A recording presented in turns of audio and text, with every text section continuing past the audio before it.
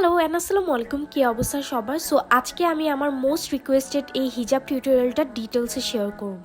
এই হিজাবটা স্টাইল করতে লাগে মাত্র 2 মিনিট, একদম কম হিজাব পিনে খুব ইজিলি এটা স্টাইল করা যায়। তো প্রথমে আমি আমার ফেসের শেপ অনুযায়ী এই জায়গায় একটা হিজাব পিন লাগিয়ে নিচ্ছি। আমি অলওয়েজ এই জায়গায় এই টাইপের হিজাব পিন ইউজ করি, অন্য সেফটি পিন ইউজ করলে হিজাবটা নষ্ট হয়ে যায়, সুতা বের হয়ে যায়। সো এটা ইউজ করলে একদম হিজাব সিকিউর থাকে। এটা যেহেতু ফুল কাভারেজ হিজাব, সো আমি ফ্রন্টের সাইডটা যেটা সামনে রাখবো সেটা একটু শর্ট রেখেছি আর ব্যাক সাইডটা লং রেখেছি। প্রসেসটা মুখে বলা একটু ডিফিকাল্ট, আই হোপ আপনারা দেখেই বুঝতে পারছেন। আমি এটাকে রাউন্ড করে নিয়ে এখন এই জায়গায় হিজাব পিন দিয়ে সিকিউর করে নেব।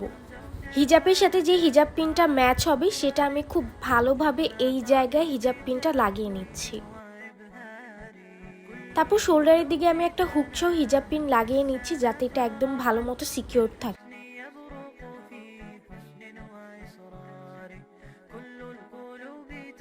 তারপর এটা হচ্ছে অপশনাল, আমি এই সাইডেও একটা হিজাব পিন লাগিয়ে নিচ্ছি যাতে হিজাবটা নড়াচড়া না করে, তবে এটা না লাগালেও হবে, হিজাবটা এইভাবেই থাকবে। সো এই তো আমার খুবই ইজিভাবে এই হিজাব পরাটা শেষ। আমি নর্মালি যখন ভার্সিটিতে তাড়াহুড়ায় বের হই তখন আমি এইভাবেই হিজাবটা পরে নিই।